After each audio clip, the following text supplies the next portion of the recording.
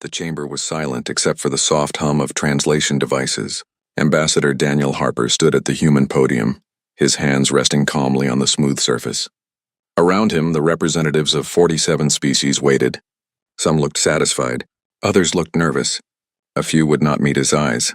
Daniel had known this day would come. He had seen it building for months, maybe years. The whispers in corridors, the closed meetings he was not invited to, the way conversations stopped when he entered a room.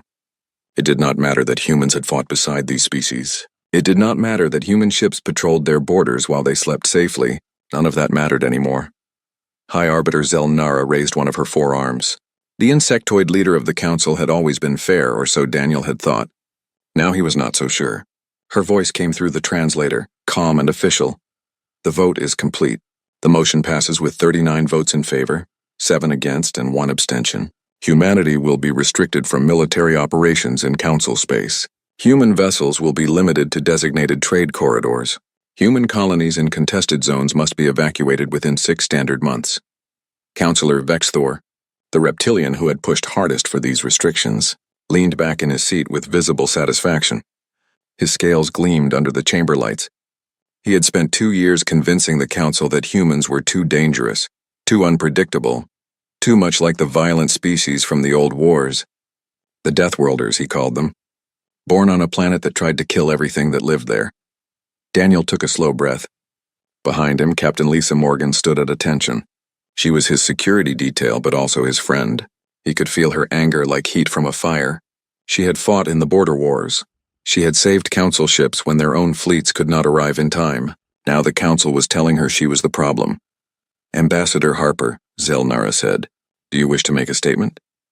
Daniel nodded once. He looked around the chamber slowly, meeting as many eyes as he could. Some looked away. Good, they should. Members of the Galactic Council, he began. His voice was quiet but clear. Humanity has been proud to serve alongside you for 23 years. We have fought together. We have built together. We have lost people together. Our soldiers died defending worlds that were not our own.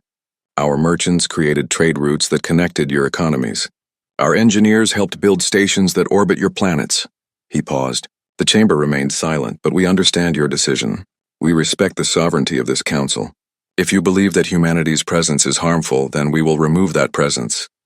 Completely. Vexthor's smile faded slightly. That was not the response he had expected. He had expected anger, threats. Humans were supposed to be emotional and violent. We will begin withdrawal immediately, Daniel continued. All human military forces will leave council space within 30 days. All human trade stations will be closed within 60 days. All joint research projects will be terminated, with all human technology and personnel removed. The embassy will be cleared within 48 hours. Now the chamber was not silent. Voices rose in multiple languages. Several councillors looked shocked. A few looked pleased. The aquatic representative, Trade Minister Plexoon, looked worried. His species depended heavily on human shipping networks. Zelnara raised her arms for silence. Ambassador Harper, the council did not vote for complete withdrawal. Only restrictions, Daniel smiled, but it was a sad smile. With respect, High Arbiter, we understand what this vote means. You do not trust us. You fear us. We cannot operate effectively under these restrictions, and we will not stay where we are not wanted. Humanity will withdraw with grace and professionalism. We will not be a problem for you anymore. He picked up his data pad and the folder containing his credentials. Lisa stepped forward, her hand near her weapon, not from threat but from habit. Together they walked toward the exit. Harper, Vexthor called out. You cannot simply leave. There are treaties, agreements. Daniel stopped and turned back. All treaties will be honored until their natural expiration. We are not breaking our word. We are simply choosing not to renew when the time comes. Good luck, Counselor. I hope you find the galaxy as peaceful as you expect it to be. They left the chamber. The door closed behind them with a soft sound. Outside, the human delegation was waiting. Engineers, military officers, trade representatives, cultural attachés. 53 people who had made the council station their home. They looked at Daniel with questions in their eyes. Start packing, he said simply. We leave in 48 hours. Everything comes with us. Every computer, every tool, every piece of equipment. We leave nothing behind except what was here before we arrived. General Marcus Webb stepped forward. He was the military coordinator for the entire sector. Sir, we have forces in 47 different zones. Ships, stations, listening posts. It will take months to withdraw everyone properly. Then we start now, Daniel said. Send the orders. Full withdrawal. No exceptions. No delays, Captain Morgan spoke quietly. They will regret this. Daniel looked at her. Maybe, but that is not why we are leaving. We are leaving because they asked us to. We respect that choice, even if we think it is a mistake. Over the next 2 days, the human embassy became a flurry of activity. Files were encrypted and packed. Equipment was loaded onto transport ships. The staff worked with quiet efficiency. No one shouted. No one complained. They were professionals, and they would leave like professionals. Other species watched them go. Some looked relieved. Others looked uncertain. A few tried to talk to the departing humans, asking if this was really necessary. The answer was always the same polite response. The Council has made its decision, and humanity respects that decision. On the final morning, Daniel walked through the empty embassy one last time. The walls were bare. The desks were clean. It looked like no one had ever been there. He thought about the work they had done in these rooms, the problems they had solved, the lives they had saved. Lisa found him standing in the main office. Transport is ready, sir. Daniel nodded. He took one last look around, then walked out. The door locked behind them automatically. As their ship pulled away from the Council station, Daniel looked back at the massive structure. Ships from dozens of species moved around it like fish in a reef. It had seemed so permanent, so important. Now it just looked fragile. Where to, Ambassador? The pilot asked. Earth, Daniel said. We are going home. Behind them, the Galactic Council continued its business. They had removed the dangerous humans. They had made themselves safe. They believed they had solved a problem. They had no idea what they had actually done. The first week was quiet, almost peaceful. Councillor Vexthor walked through the Council station with his head held high. He had done it. He had removed the Death Worlder threat from Council space. Other councillors congratulated him. Some species sent official thanks to his office. He was being called a visionary, a protector of peace. The second week was when the reports started coming in. General Marcus Webb stood on the bridge of the carrier Defiant, watching the tactical display.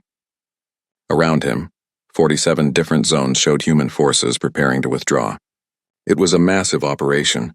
Ships that had patrolled these borders for years were now pulling back. Stations that had served as command centers were being evacuated. Listening posts that had warned of pirate activity were going dark.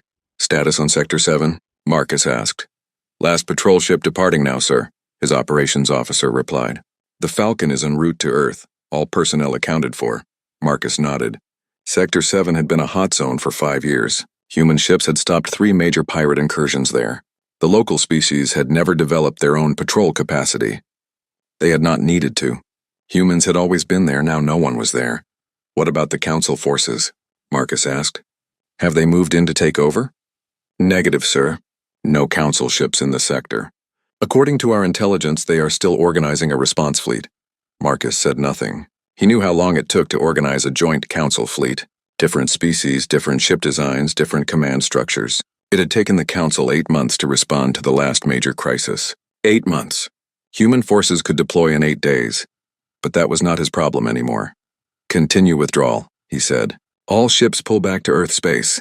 No exceptions. At the same time, Engineer Kate Sullivan was closing down the research facility on Station Kepler.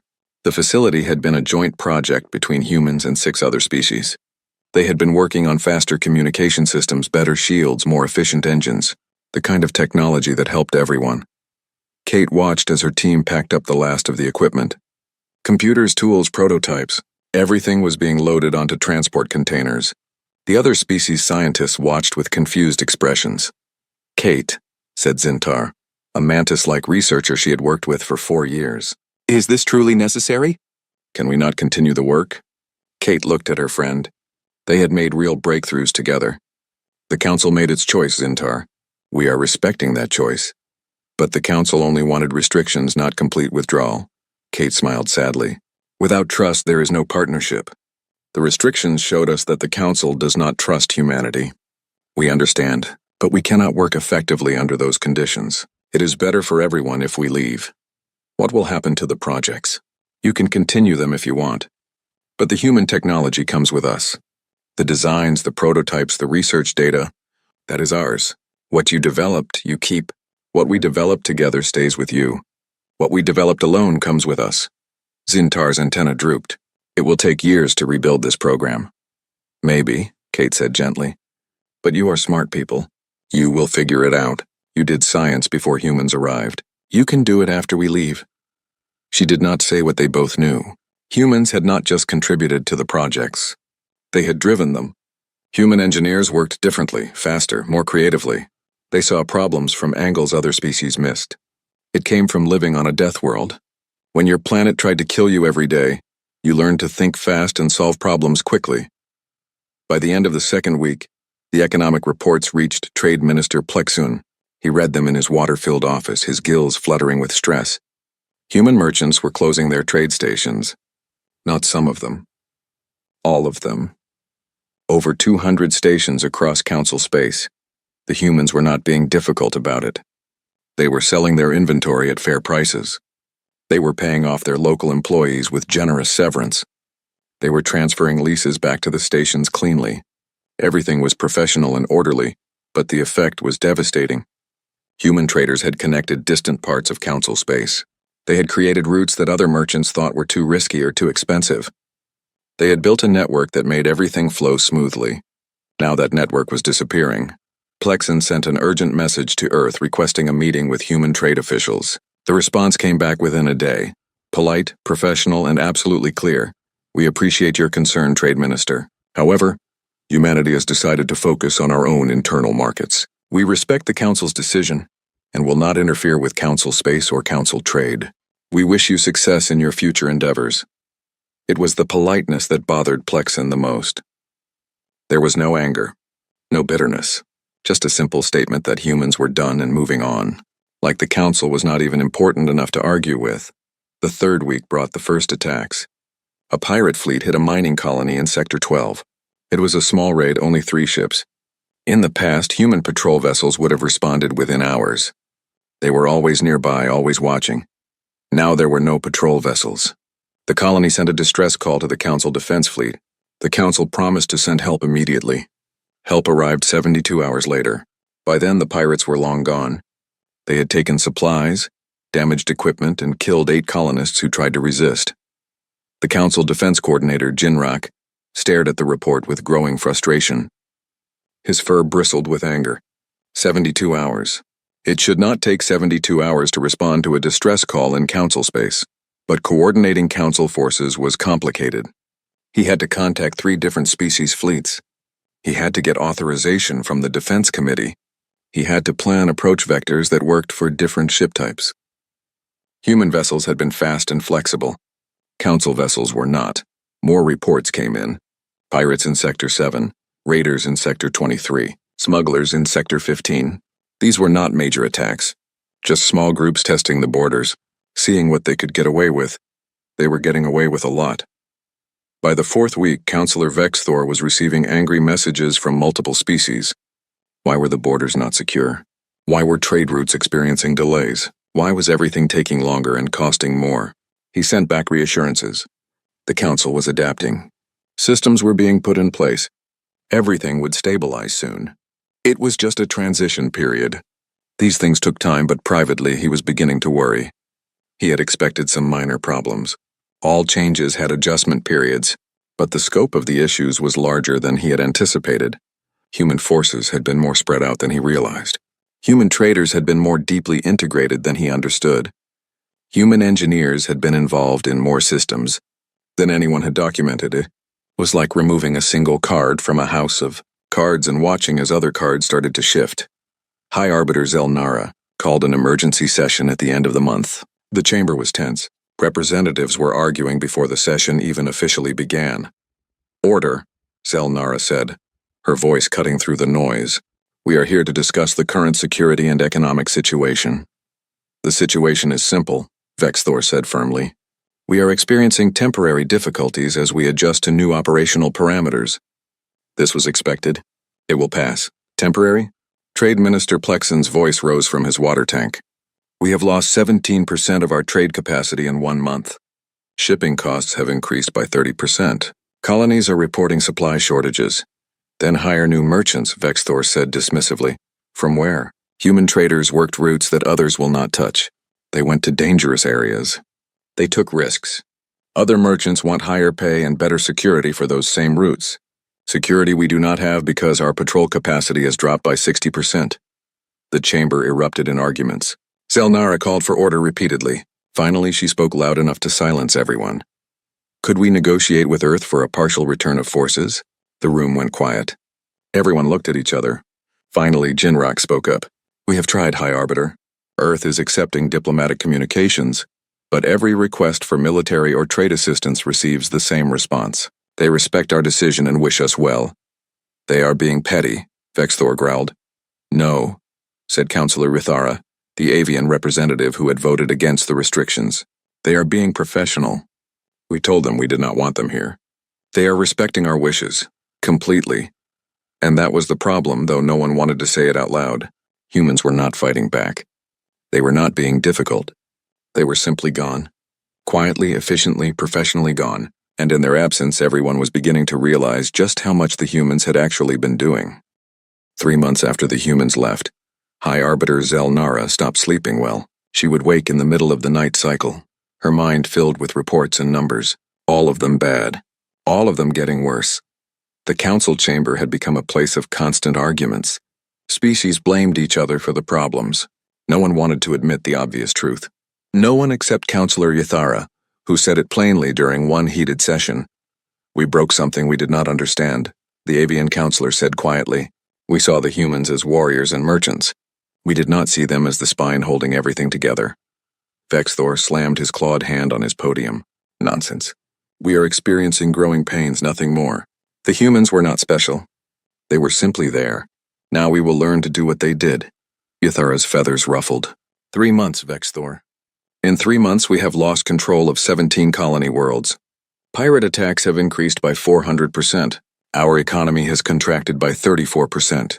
How long before you admit this is not working? The truth was obvious to everyone now. The pirate clans had realized that human forces were gone. At first, they had been cautious, testing the borders with small raids. When no human ships appeared, they grew bolder. When council forces took days to respond instead of hours, the pirates grew even bolder. Now they were coordinating. Small clans were joining into larger groups. Some were even forming fleets. Defense Coordinator Jinrak presented his weekly report with visible exhaustion. His fur was matted and he had lost weight. The situation continues to deteriorate. We now have 3 major pirate fleets operating in former human patrol zones. Each fleet has between 15 and 30 ships. They are hitting supply convoys, raiding colonies, and avoiding our response forces with ease. Why can we not catch them? Vexthor demanded. Because they are fast and we are slow, Jinrak said bluntly. Human patrol patterns were unpredictable. Their ships could change direction quickly. Their commanders made decisions instantly. Our forces require authorization from the Defense Committee for major operations. By the time we approve a response plan, the pirates have moved to a different sector. Then change the authorization process. We have tried. 3 times. Each attempt gets blocked by one species or another who fears giving too much power to a central command. The humans did not have this problem because they operated independently. We trusted them to make decisions. We do not trust each other the same way. That was the core of it, Zelnara thought. The council species had trusted humans to do dangerous work while they stayed safe. Now they were discovering that safety came with a price they had not wanted to pay. Trade Minister Plexen delivered even worse news. Food shipments to the manufacturing worlds are down by 40%. Medical supplies to the outer colonies have been cut by half. Several worlds are reporting shortages of basic goods. We cannot maintain the same distribution network the humans built. Why not? Vexthor asked. Hire more merchants. We have hired more merchants, Plexen said, his gills fluttering rapidly in frustration. But they will not take the risks humans took. They demand military escorts. They want danger pay. They refuse routes that humans ran regularly. And even with all that, they are slower and less efficient. Human logistics were built on speed and precision. They use predictive algorithms we do not have. They took calculated risks we cannot match. Councillor Yathara spread her wings slightly. I will say again what I said at the beginning. We did not understand what we had. Humans were not just providing services. They were providing competence. On Earth, Captain Troy Bennett sat in a comfortable chair at the Human Trade Authority office. Across from him, a holographic display showed a transmission from the council. It was the 14th request he had received this week. All of them said basically the same thing. Captain Bennett, this is Trade Minister Plexon of the Galactic Council. We understand you previously operated merchant routes in council space. We would like to offer you a very generous contract to resume those routes. Please contact us at your earliest convenience. Troy deleted the message without responding. Beside him, his business partner laughed. Another one? Another one, Troy confirmed. They are getting desperate. Are you tempted? Troy shook his head. Not even a little. I spent 8 years building those routes. 8 years dealing with council bureaucracy, council regulations, council committees. I made them rich and they thanked me by telling me I was too dangerous to be trusted. Now I run routes between human colonies and independent stations. Less profit maybe, but also less stress. And a lot more respect. They are offering triple the normal rate. They could offer 10 times the rate. The answer is still no. When someone shows you they do not value you, believe them. This attitude was common among human merchants. The council had sent out hundreds of contract offers. Almost all were rejected. The few humans who did respond sent back the same polite message. We respect the council's decision and wish them well in their future endeavors. It was becoming a standard phrase. Polite, professional, completely final. Admiral Frank. Carter monitored the situation from Earth Defense Command. His screens showed council space in real time. Red markers indicated pirate activity. Yellow markers showed colonies in distress. Blue markers showed council military forces, always arriving too late or in too few numbers. His staff watched the same screens with grim satisfaction. They had warned the council this would happen. They had explained how human forces provided more than just firepower. They provided speed, coordination, and initiative. The council had not listened. Should we offer assistance, sir? His intelligence officer asked. Have they asked for it? Not officially. Several individual species have sent requests through back channels. All have been told that official requests must come through the council. And the council? The council has sent requests to resume trade and security partnerships. All requests have been forwarded to the diplomatic corps. Frank nodded. And what does the diplomatic corps say? Ambassador Grant responds to every request the same way. We respect the council's decision. We will not interfere with council affairs. We wish them success. Frank allowed himself a small smile. Ambassador Grant is good at her job. Sir, Colony World Epsilon is reporting that pirates have taken control of their orbital station. They are requesting emergency assistance. They have sent the request to us directly, bypassing the council. Frank pulled up the display. Epsilon was a mining world, mostly populated by a species called the Vren. Good people. He had visited once. They had always been friendly to humans. Forward the request to the council with a note that we received it.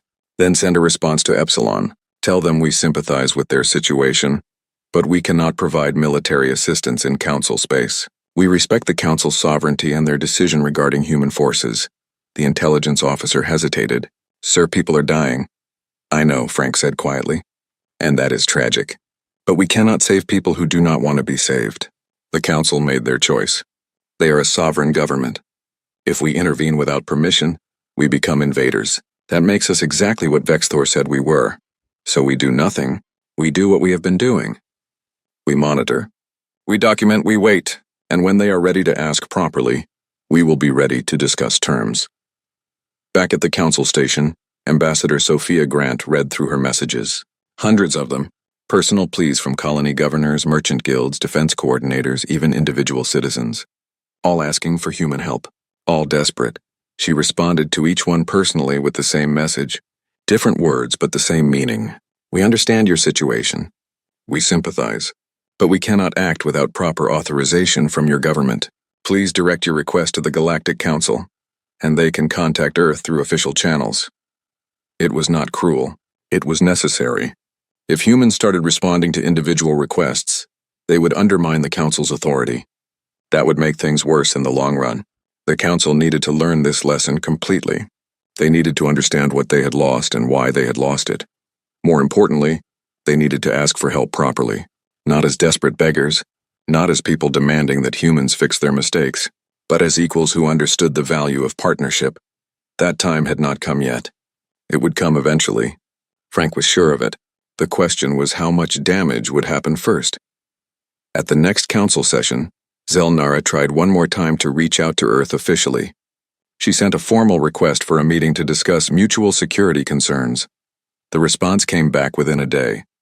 Ambassador Daniel Harper would be happy to meet with council representatives on Earth. Not on the council station.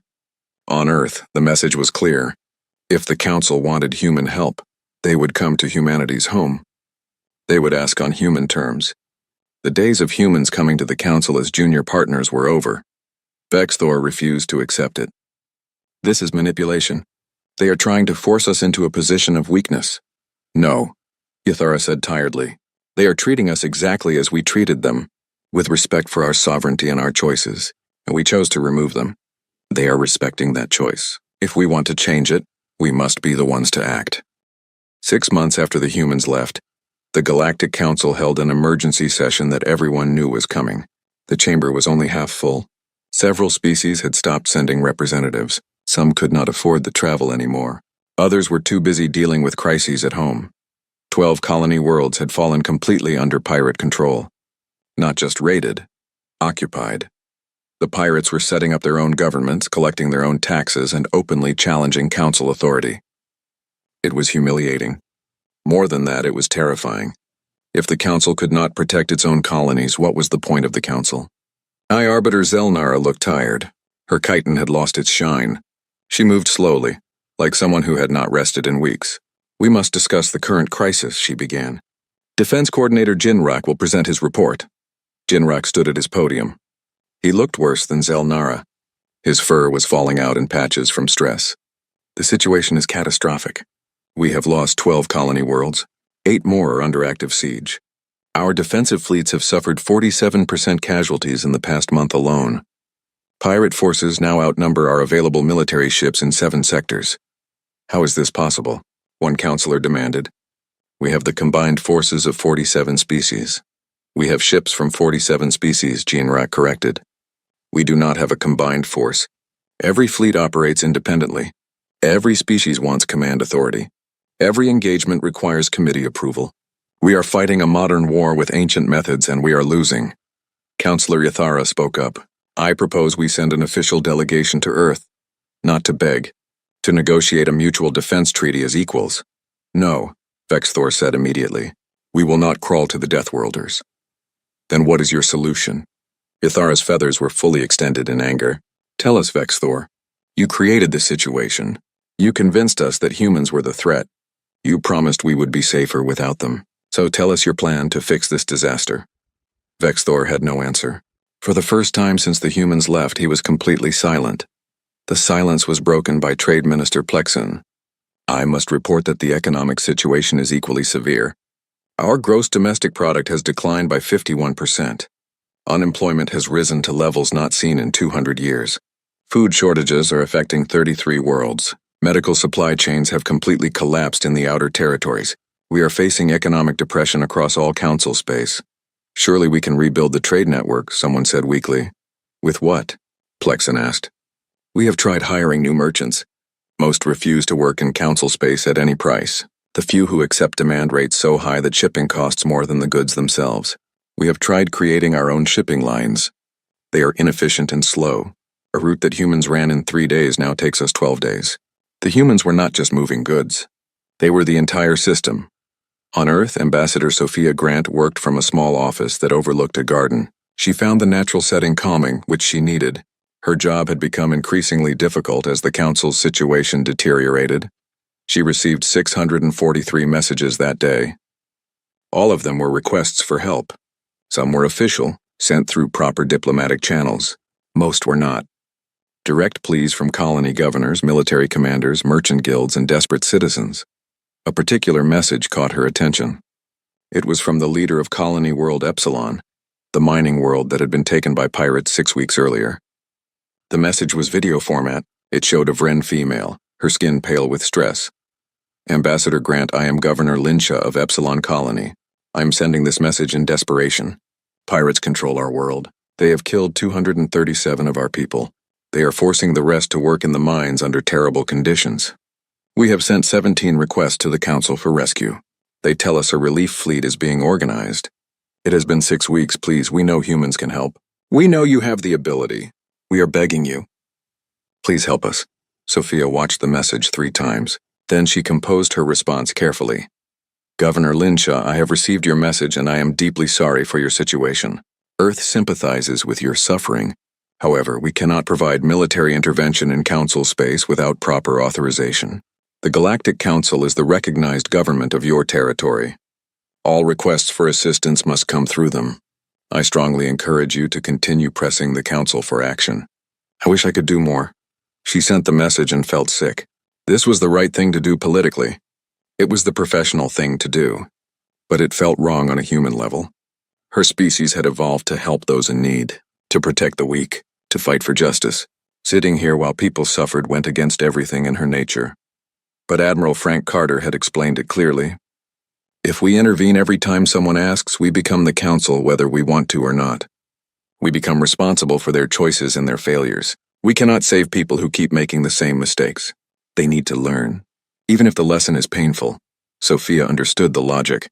She agreed with it. That did not make it easier. She received another message an hour later. This one was from a Council military commander named Voren. He was trapped with his fleet in Sector 19, surrounded by pirate forces. His message was brief and direct. Ambassador Grant, my fleet is outnumbered 3-1. We have taken heavy damage. Council Command cannot send reinforcements for 8 more days. We will all be dead in 2 days. I know Earth monitors this sector. I know you can see us. I am not asking for direct intervention, but if any human merchant ships happen to be passing through, and if they happen to have their transponders off, and if they happen to be heavily armed, I would not report such a coincidence, please. 3,000 lives. Sophia stared at that message for a long time. Voren was offering her an out, a way to help without making it official. Human merchants with military-grade weapons just happening to be nearby. It would work. No one would question it too hard. The Council would pretend not to notice, and Earth could claim ignorance. But it was exactly the kind of thing that would make the situation worse. It would let the Council avoid making hard choices. It would let them keep pretending everything was fine while humans did the real work in the shadows. She sent back a simple message. I'm sorry. I cannot help you. Please direct all requests to the Council Command. Voren's fleet was destroyed 3 days later. All hands lost. Sophia did not sleep that night. Or the next. Or the one after that. Back at the Council station, Vexthor's position was collapsing. Species that had once supported him were now openly criticizing his leadership. Some were calling for his removal from the Council entirely. The breaking point came during a session about funding for the defense fleet. We need to triple the military budget, Jinrak said. We are losing ships faster than we can replace them. Where will the money come from? Someone asked. Our economies are in depression. We could ask Earth for economic assistance, Yathara suggested. Never, Vexthor snarled. I will not beg humans for anything. Then we are finished, Yathara said simply. Because without help we cannot survive. It is that simple. Counselor after counselor stood up and agreed with Yathara. Even Vexthor's closest allies were abandoning him. The consensus was clear. Something had to change. High Arbiter Zelnara made the decision. I am calling for a vote of no confidence in Counselor Vexthor's leadership. All in favor?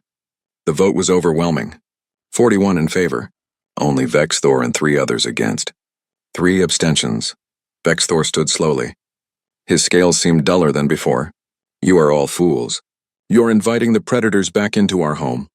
No, Zelnara said quietly. We are inviting our partners back. Partners we should never have sent away. Vexthor left the chamber in silence. His political career was over. More importantly, his entire philosophy had been proven wrong. The humans had not been the danger.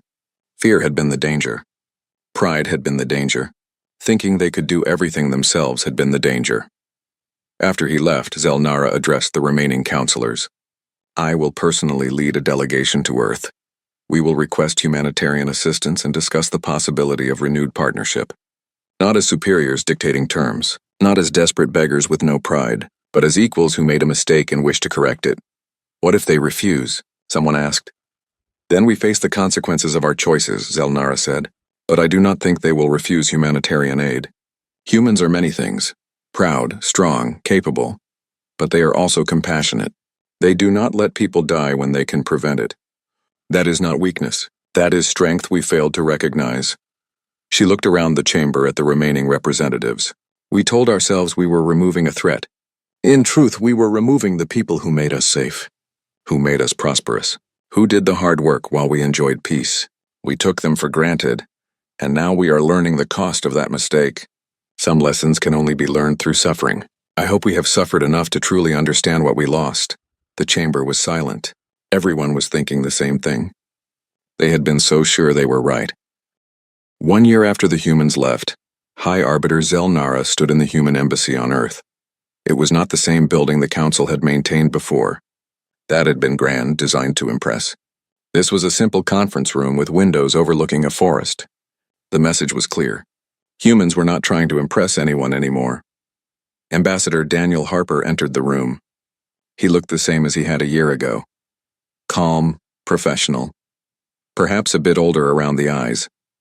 He was followed by Commander Nicole Phillips, who wore a Medical Corps uniform, and Admiral Frank Carter in his dress uniform. High Arbiter, Daniel said with a slight nod. Thank you for coming to Earth. Thank you for agreeing to meet with us, Zelnara replied. She noticed he had not used her title with the same deference as before. His tone was respectful but equal. That was fair. The Council had lost the right to expect deference. She had brought only 2 others with her. Councillor Withara and Trade Minister Plexun. The rest of the delegation had wanted to come, but she had refused. This was not a negotiation that needed dozens of voices.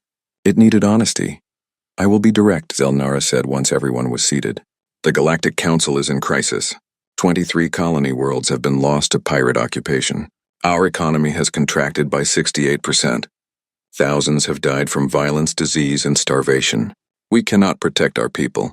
We cannot feed our people. We cannot maintain basic civilization. We are collapsing and we have no one to blame but ourselves. Daniel listened without interrupting. His expression gave nothing away. We come to Earth asking for humanitarian assistance, Zelnara continued. We are not asking you to rejoin the Council. We are not asking you to fix all our problems. We are asking for help to stop the immediate suffering. After that, if you are willing, we would like to discuss new arrangements for cooperation.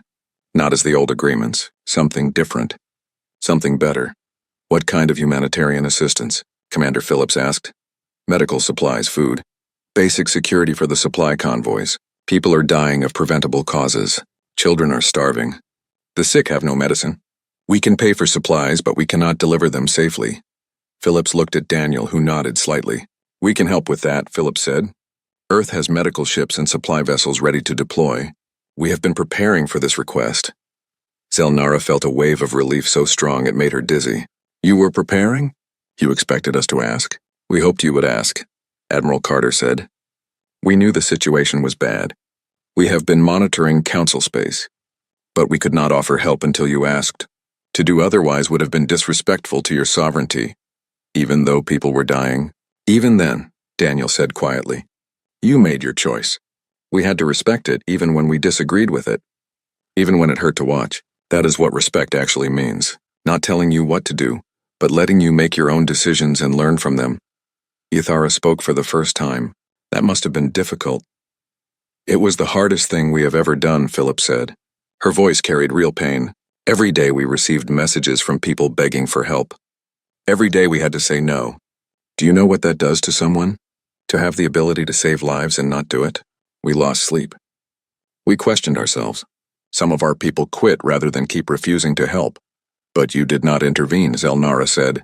No, because intervention without consent is conquest. We would not become invaders just because it made us feel better. You needed to learn this lesson completely. We needed you to understand what you were asking for when you asked us to leave. The room was quiet for a moment. Then Plexun spoke. We understand now. We saw humans as warriors and merchants. We did not see the coordination, the logistics, the systems thinking, the quick decisions, the reliability. We saw what you did, not how you did it or why it mattered. Many species can fight, Admiral Carter said. Many species can trade. But very few can do both while also managing complex systems, making fast decisions and taking calculated risks. That came from Earth. From a planet that tried to kill us every day. We learned to think fast, work together, and solve problems quickly because our survival depended on it. That is what we brought to the Council. Not just strength, but competence.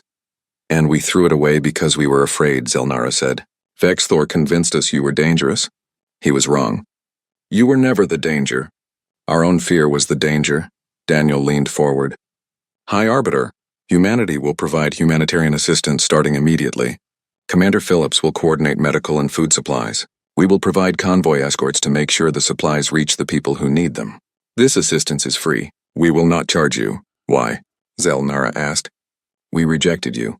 We forced you to leave. Why help us for free? Because people are suffering, Phillips said simply. Because children are hungry. Because the sick need medicine. That is enough reason. We do not help people because they deserve it. We help people because they need it. That is who we are. Zelnara felt something wet on her face. She was crying. She had not cried in 20 years. Thank you, she whispered. However, Daniel continued, we will not provide military intervention. We will not rejoin the council. That relationship is over. We understand, Yathara said. We would not accept if you offered. The council made its choice. We must face the consequences. But, Daniel said with a slight smile, we would be interested in bilateral treaties with individual species. Trade agreements. Defense pacts. Technology sharing. Whatever makes sense for both parties. Each species negotiates separately on their own terms. You would split the council, Plexen said. No. The council split itself when it stopped being useful. We are offering an alternative. Species can stay in the council if they want. But they can also deal with Earth directly, whatever works best for them. Over the next 3 weeks, Commander Phillips led the largest humanitarian operation in human history. Medical ships arrived at struggling colonies. Supply convoys brought food to starving worlds. Human escort vessels protected the convoys from pirates but did not engage in offensive operations. It was exactly what Zelnara had asked for. Nothing more, nothing less. The effect was immediate. Death rates dropped. Supplies reached people who needed them. Hope returned to worlds that had given up, but humanity did not return to council space to stay. The medical ships left after delivering supplies. The escort vessels turned back at designated points. Humans were helping, but they were not taking over. The difference was important. At the same time, individual species began reaching out to Earth for bilateral treaties. The first was Yathara's people, who signed a mutual defense and trade agreement. Then Plexen's species signed a trade treaty. Within 6 months, 31 of the Council's 47 member species had individual agreements with Earth. The Council still existed, but it was changed. Smaller, less powerful, more realistic about its limitations. Species stayed in the Council for coordination and shared projects, but they no longer depended on it for everything. They had learned the danger of putting all their trust in one institution. Ambassador Daniel Harper returned to the Council station 1 year after he had left. But he came as a visitor, not a member. He met with Zelnara in a small office, not the Grand Chamber. How is the situation? He asked. Better. Not good, but better. We have reclaimed 8 of the lost colony worlds. Pirates are being pushed back slowly. The economy is recovering. We are learning to do things ourselves with help from our partners when we need it. That is good to hear. Daniel, I want to apologize. Personally. For what we did. For not seeing your value. For letting fear guide our decisions, Daniel smiled. Apology accepted. But you did not need to apologize. You made a choice based on what you believed was right. You were wrong, but your intentions were not evil.